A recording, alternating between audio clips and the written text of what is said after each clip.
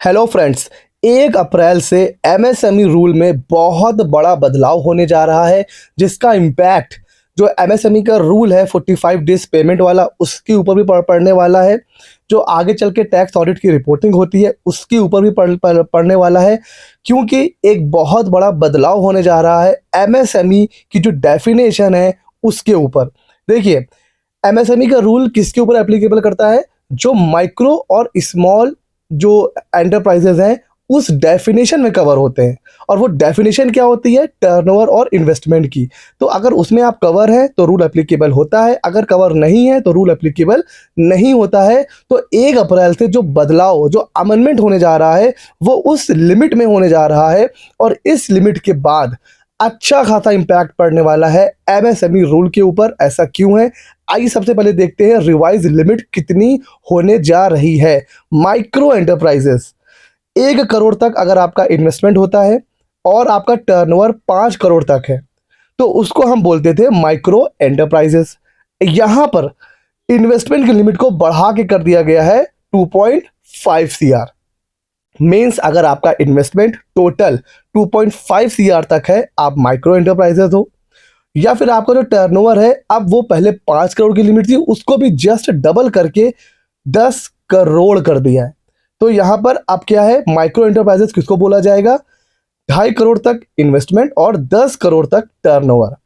ठीक है सर। उसी तरह स्मॉल एंटरप्राइजेस जिसके पहले इन्वेस्टमेंट की लिमिट थी 10 CR, उसको भी इंक्रीज करके 25 CR कर दिया है। और टर्नओवर की लिमिट जो पहले 50 CR थी, जस्ट बढ़ा के उसको कर दिया है 100 CR। अब आप सोचो कितना बड़ा गैप है, कितने ज़्यादा बिजनेसमैन इसमें कवर होने वाले हैं। फिर बात कर ले मीडियम एंटरप्राइजेस की। पहले 50 CR तक थी लिमिट इन्वेस्टमेंट की, अब ये बढ़कर हो जाएगी 125 CR, दुगने से भी ज़्यादा। और टर्नओवर की लिमिट पहले 250 CR थी, अब उसको भी बढ़ा के कर दिया है 500 CR तक, 500 करोड़ तक अब मानी जाएगी मीडियम एंटरप्राइजेस। ये सारी चीज़ें चेंज होने वाली हैं नोटिफिकेशन नंबर 1364 से, जो अभी 21 मार्च को आया है। कब से एप्लीकेबल है सर? 1 अप्रैल 2025 से एप्लीकेबल है।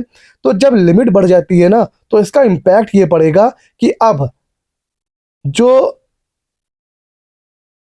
बिजनेसमैन है, जो बिजनेसेस थे जो पहले कवर नहीं हो रहे थे, लिमिट बढ़ने से अब आप इमेजिन करो कितने ज़्यादा बिजनेस अब जो है वो माइक्रो और स्मॉल एंटरप्राइजेस की डेफिनेशन में कवर होंगे। बिकॉज 100 करोड़ की टर्नओवर तक, और 100 करोड़ टर्नओवर बहुत होता है, तो 100 करोड़ तक टर्नओवर है तो माना जाएगा कि आप स्मॉल एंटरप्राइजेज हैं।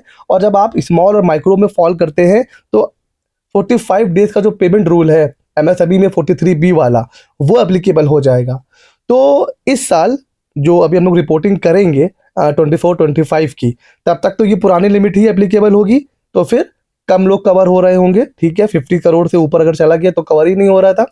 बट नेक्स्ट ईयर से ये लिमिट जब 100 CR हो जाएगी तो ज़्यादा बिजनेसेस जो है वो कवर होंगे एमएसएमई रूल के अंदर। तो इसका आप स्क्रीनशॉट ले लीजिए।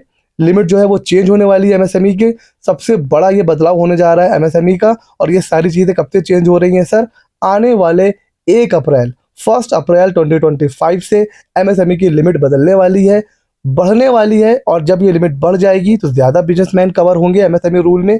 तो जब ज़्यादा बिजनेसेस कवर होंगे तो हमारे लिए रिपोर्टिंग की रिक्वायरमेंट भी कहीं ना कहीं बढ़ जाएगी। तो इस चेंज को आप लोग किस तरह से देख रहे हो? अच्छा चेंज है या ये बेकार चेंज है? या फिर कुछ लोग ये भी कह रहे हैं कि लिमिट बढ़ा करके 500 करोड़ कर दिया है, तो कुछ स्पेसिफिक बिजनेस को कवर करने के लिए ये रूल लाया गया है। बिकॉज हमें पता है एमएसएमई के बहुत से बेनिफिट्स भी होते हैं।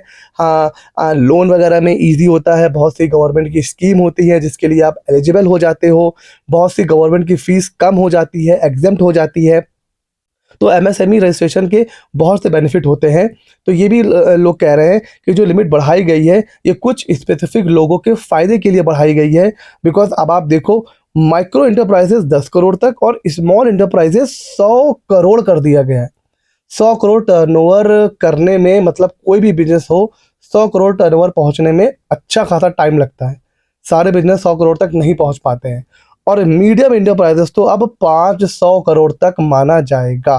तो आप इसके बारे में क्या सोचते हो, ये कैसा चेंज है?